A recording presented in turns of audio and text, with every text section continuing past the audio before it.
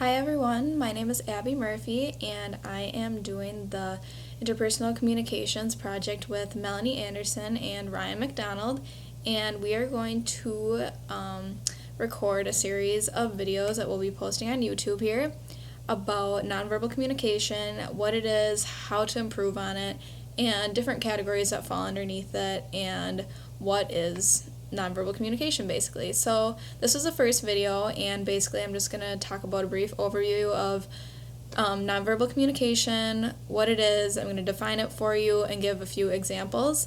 The second video is going to be by Melanie, and it's going to talk about different similarities and differences between verbal and nonverbal communication. The third video will be shot by Ryan, and it's going to show verbal and nonverbal communication differences as opposed to similarities.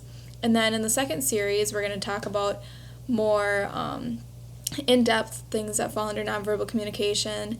In the first video under that, I will be talking about physical appearance, artifacts, facial communication, and paralanguage, and how they all relate to nonverbal communication and what they are, some examples, etc.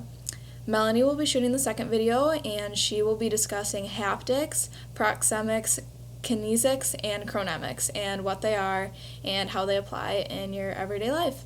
The last video will be shot by Ryan, and it's going to show nonverbal message functions and how to practice and improve on nonverbal communication. So I hope that you enjoy these videos and that you find them worth your time watching, and that you learn a little bit about nonverbal communication and how to improve on it. So what exactly is nonverbal communication?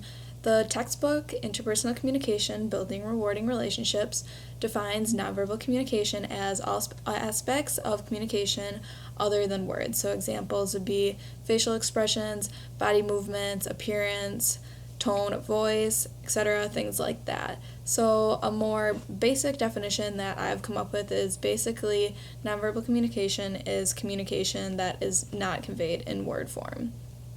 So different characteristics of nonverbal communication would be that 1, it's always occurring, and 2, it is non-reversible. Non-reversible meaning that once it happens, it can't be taken back. So it is also said that 65 to 93% of all communication types is conveyed non-verbally. And I think that this is actually really important to understand, because most people think that the verbal message is much more important or recognized in communication, but it has gone to show in studies that nonverbal communication is a lot more important than people had originally thought, and more people are likely to believe nonverbal communication rather than verbal communication that's coming out of someone's mouth, which I think is very important to understand. So there are 8 different nonverbal codes that I had already mentioned earlier, but they are facial communication, kinesics, haptics, proxemics, paralanguage, physical appearance, artifacts, and chronemics. The later videos will go more in depth on what these things are and different examples of them and how they apply to nonverbal communication. So what can you do to improve nonverbal communication? That's a very important skill, I think, to have. And one main thing is just to practice. Practicing nonverbal communication is really important, because sometimes when we're talking with people we know, or even people we don't know, acquaintances, best friends, spouses, whatever, anything like that, it's really hard to actually understand what they're conveying nonverbally. They might be saying one thing but meaning something different with their nonverbal cues. So I think it's really important to practice this, talk with people, take courses like this, take communications courses, and just relate to different people.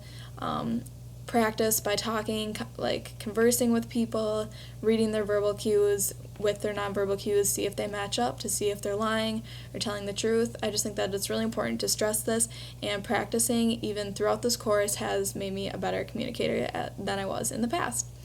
And the second way to improve nonverbal communication, I believe, is to understand cultural differences between people of 2 different cultures.